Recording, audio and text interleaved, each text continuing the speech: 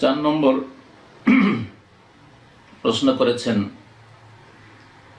বলছেন যে শেখ, হেঁটে হেঁটে জিকির এবং কোরআন তেলাওয়াত করা যাবে?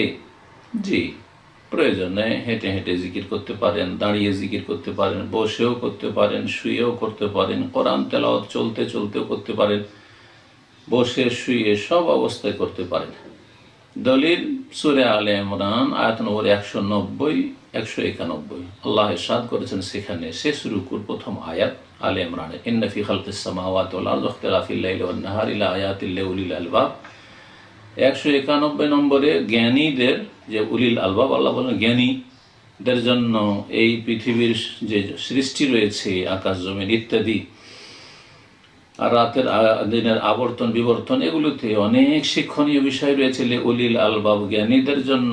191 আল্লাহ বলছেন জ্ঞানী কারা?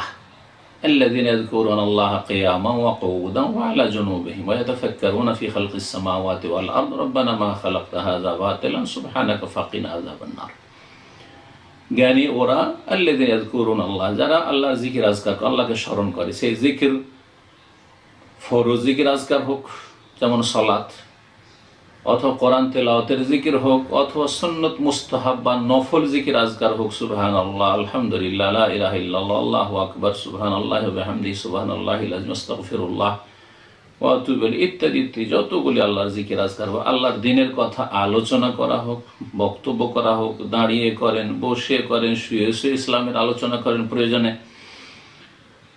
আল্লাযীনা ইয়াযকুরুনা আল্লাহ, যেগুলিতে আল্লাহর স্মরণ রয়েছে, আল্লাহর জিকির আজকার রয়েছে। জিকিরের অর্থ এইরকম ব্যাপক, যেদিকে ইঙ্গিত করলাম। জি, কিয়ামান, দাঁড়িয়ে, যখন দাঁড়িয়ে আছে, দাঁড়িয়ে আল্লাহর জিকির আজকার, আল্লাহকে স্মরণ করছে, কোরআন তেলাওয়াত করছে প্রয়োজনে, দিনের কথা আলোচনা করছে, ইত্যাদি ইত্যাদি, আল্লাহর গুণগান করছে।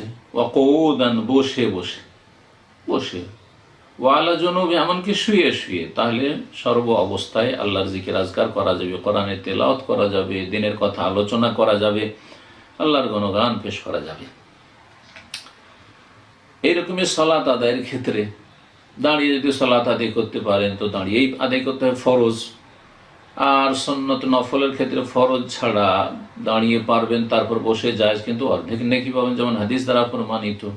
দাঁড়িয়ে যদি সালাত আদায় না করতে পারে ফরজ সালাত, তাহলে ফাজালিসান, বসে, আর বসেও যদি না পারে তো শুয়ে শুয়ে।